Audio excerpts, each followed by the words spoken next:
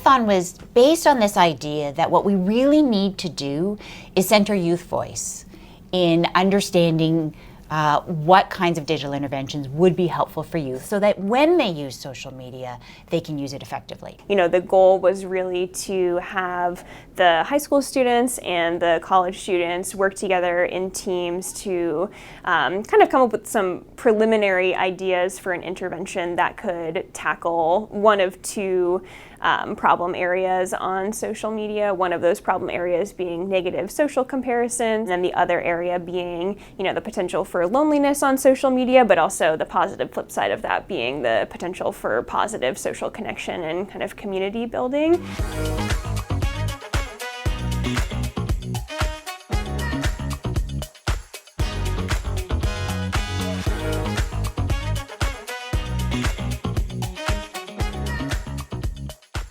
So while you're scrolling every 20, 30 minutes, an hour, you can kind of set your time frame. You'll be given your task, and it kind of makes you stop your scrolling and, you know, be productive. And then you'll be given a little mood check to kind of check in with you, a check-in of how you're feeling. You will be looking at your growth garden, and that'll show you all of your tasks you've achieved this week, each flower representing a different task. If you click on your flower, it will show you, this week you earned this flower by reaching out to JM for emotional support.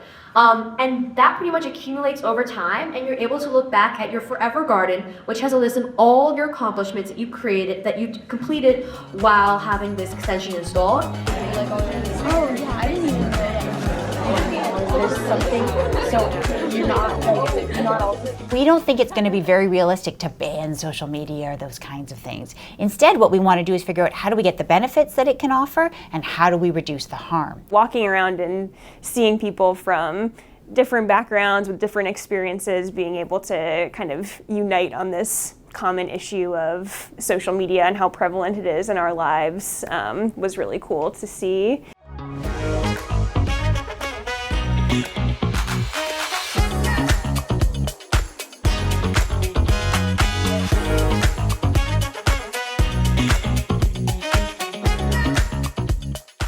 So the problem that we've been talking about is negative comparison on social media, and this can happen a lot when people are scrolling on social media, and a lot of social media has an algorithm, and what that means is when you start to ruminate on a certain subject or topic that might be toxic to you, it's going to show you more and more and more of that. So you're falling deeper into it, it's becoming a bigger problem. So our specific solution is an app called Algora, which acts as an extension to social media apps already in place, in which you can declutter your feed and clear your mind.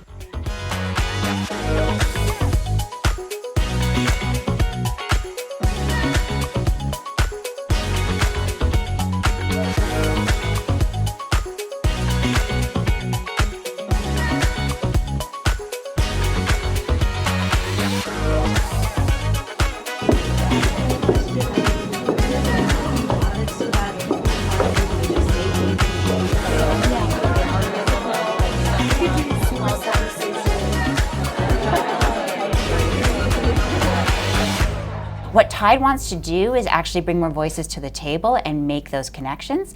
So for example, some of the results of the hackathon are actually going to be presented to over 100 school superintendents in the state of Virginia to share with them, here's some of the youth's idea about what should be happening there. So again, we're connecting directly with educators, and youth are driving like what they want to communicate. As we're working in this digital health space, you know, we're not going to create really comprehensive, engaging, useful interventions unless we're bringing all of those voices to the table, because I think everyone, you know, brings something unique in terms of their expertise.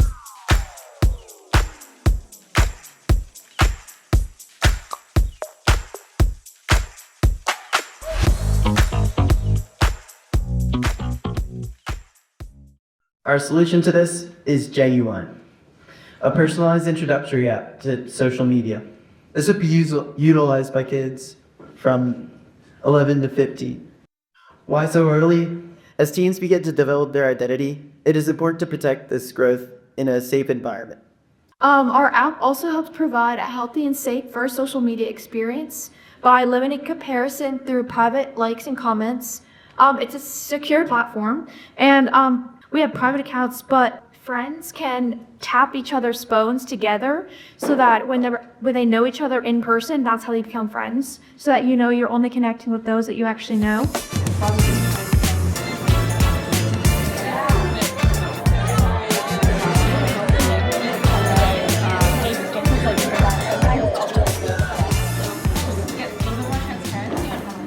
I'm really hopeful that TYDE can have more events similar to the hackathon, both to keep the hackathon itself maybe as like a yearly or every other year type of event. And then I also just think I'm really excited in general about these events that can bring together, you know, community partners with researchers, with folks in industry. How can we, instead of having the algorithms control us, how can we become directors and take initiative and curate our own experiences online?